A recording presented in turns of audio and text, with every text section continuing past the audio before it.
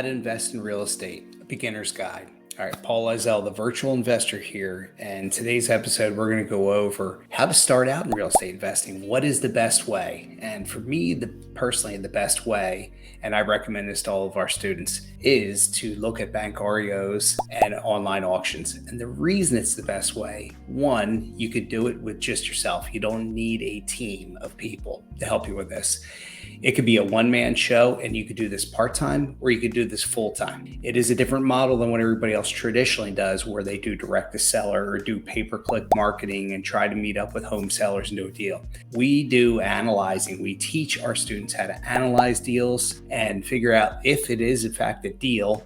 And the best way to do this is to find out the after repair value of the home. And how do you do this? Well, this is where you're going to have agents give you a helping hand. We help connect you with agents, the right kind of agents, to be able to get you the best numbers and contractors to help you with that property should you decide to go ahead and rehab it. But if you're going to go ahead and sell it as is, they're going to give you the value as is. They're going to give you the after repair value. So what are you going to do? How do you figure out if a deal is a deal? Well, you take the after repair value, times that by 70%, minus the repairs that the property needs, and you want to go off whether it's a contractor quote or what the agent is giving you, add on at least a 10 or 15% buffer, and then take your wholesale fee on. Let's say you want to make $15,000 on a property. Let's make simple numbers here, math. After repair value, $100,000 minus the 30% of 70% is obviously 70,000. Let's say it needs 20,000 repairs. You're going to go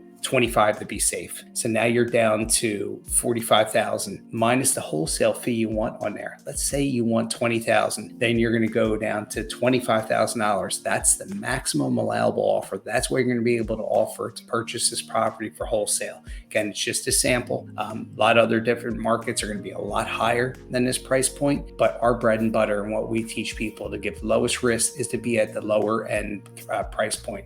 So you want to be at ARV, after repair value, of 350 or below. And that's not the lowest, right? We're not talking about a $50,000 market after repair value. We're talking about something that's 150, 200 is a great starting entry point for people to learn about investing and to get in, and also give you enough meat on the bone where you pick up inexpensively enough from the bank or the online auction to be able to go ahead and just turn around and sell it to hopefully an investor, or potentially, if it's a good enough shape, an owner occupant who's going to want to build some sweat equity in a property. And again, your cost for this is zero. Marketing costs are zero.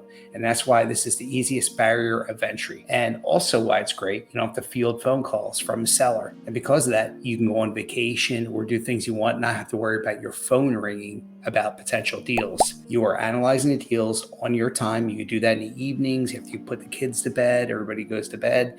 You can sit there and analyze deals, take 15 minutes, an hour per day, get good at analyzing these deals, and then go bid on the auctions. You're going to target, say, if there's an auction coming up and there's 400 properties, you might only target 20 or 25 properties that you're going to bid on. And you're going to bid on these actively. And if the bid starting price doesn't match your maximum allowable offer, you're not going to obviously bid on the property. It's not going to be one that falls in your criteria. So we teach you how to do all those things. But that's definitely what I recommend for the new investor getting in.